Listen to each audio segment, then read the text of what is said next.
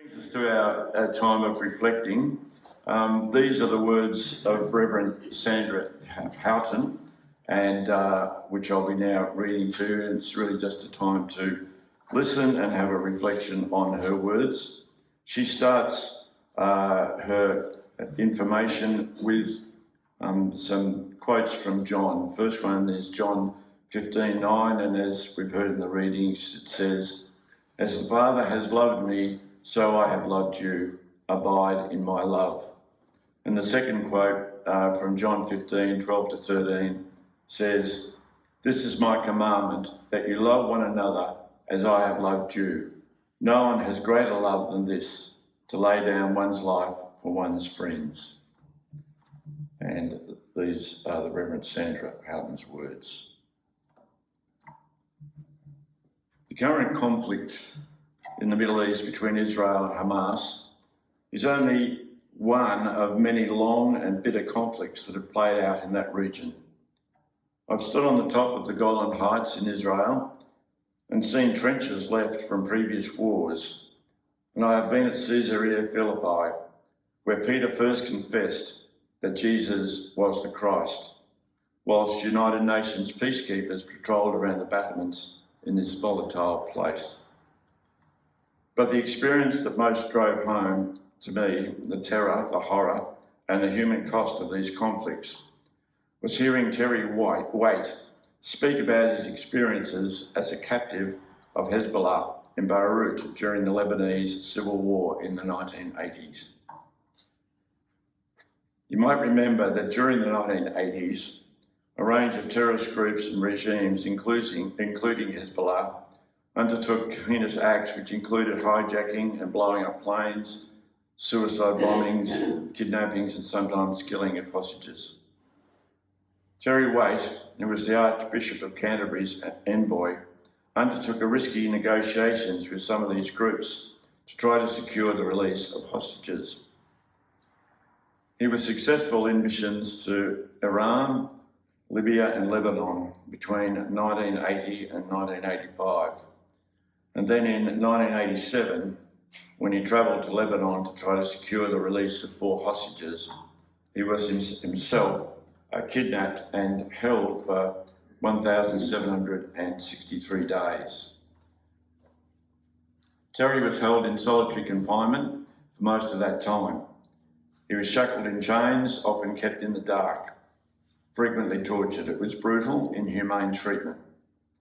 It was designed to humiliate and distress, and it threatened Terry's health and sanity. Throughout this difficult time, Terry gained comfort from his faith and reciting the prayers from the Anglican Book of Common Prayer that he'd learned by heart. He missed his family and friends dreadfully, but only received one piece of mail during his whole time in captivity, although thousands of people wrote to him. It was a postcard from a stranger. It depicted John Bunyan in his prison cell in Bedford Jail, and the message on the back read, "Dear Terry, you're not forgotten. People everywhere are praying for your release and that of the other hostages. With best wishes, Joy Brodia."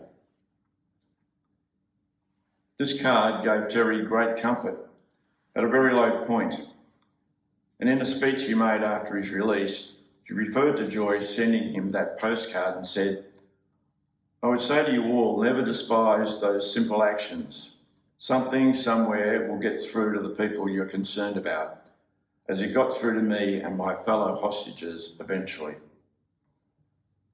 Now, it's clear to me that Terry Waite's actions of risking his life to try to negotiate the release of hostages in Lebanon was an act of costly and sacrificial love. He was, and still is, a true servant of Jesus Christ, and he followed the example of Christ in being willing to lay down his life for the sake of others who were in captivity and being threatened with execution, and he paid a high price for that act of love. I'm not sure that I could ever be as brave and unselfish as Terry was in willingly venturing into such a dangerous situation. But I guess we don't know our capacity for bravery and self-giving love unless we're put to the test. It was impressive, however, to see how quite a few people acted with great courage to try to protect others when Joel Gorchie started stabbing people in Bondi Shopping Centre on the 13th of April.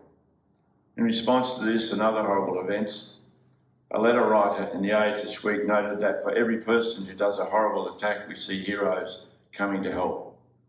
He also wrote, "We should not live in fear, but join together to celebrate those who keep us safe, both incidental heroes and our emergency services." I'm sure that he's right.